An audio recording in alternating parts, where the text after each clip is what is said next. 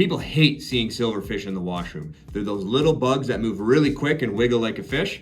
Today, we're gonna tell you why they're there, how to eliminate them safely, and if they're really bad, an extensive measure to get rid of them for good. So let's start off by talking about why silverfish are in the bathroom. And the answer is moisture, moisture, moisture. Silverfish love moisture. You have a shower, you have a toilet, and you have a sink. So there's a lot of humidity in the air and there's a lot of standing water, and this is exactly what silverfish love. They'll come out into these areas, and that is why they're there. So where do silverfish come from? They're an occasional invader, so they're extremely common in residential homes, just like spiders, centipedes, and pillbugs. They'll come out from under the cracks of the baseboard because they can be in your walls, and they're coming out into the areas of high moisture, which generally is your washroom. Again, because there is moisture, moisture, moisture. So you want to make sure that all of these areas are addressed so you can eliminate the silverfish.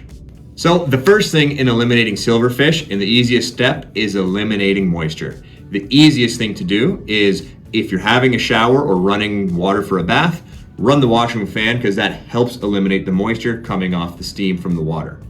You also want to make sure, when you finish, wipe away all standing water in the tub and the sink. If that doesn't work, you may want to go as far as to put a dehumidifier into the washroom to actually dehumidify that air. And what we always get is, how long do I leave it on there for? Consistently. You want to have it set to keep that moisture at a level that is low enough where the silverfish don't like it. So ideally you get one on a timer that maintains a low moisture threshold in the washroom.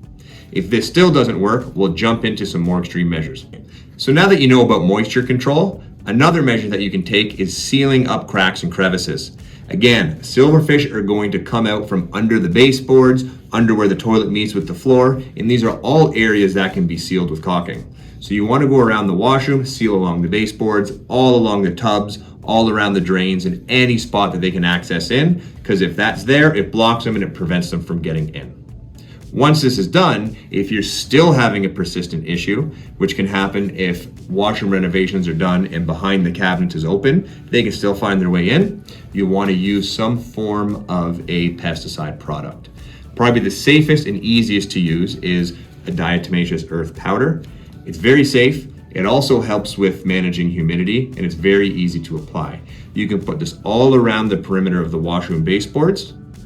And if you don't want to use the powder, you can obviously opt for a liquid spray. And again, you want to spray all around those perimeters. What we recommend once you do this is, if you get some glue monitors and place them, that will be a good sign to see if you've eliminated that infestation. If you've had issues with silverfish, or you have any questions about silverfish, we'd love to hear it in the comments. If there's any sort of other pest information that you'd like, drop us a comment. We love to make videos to help you out.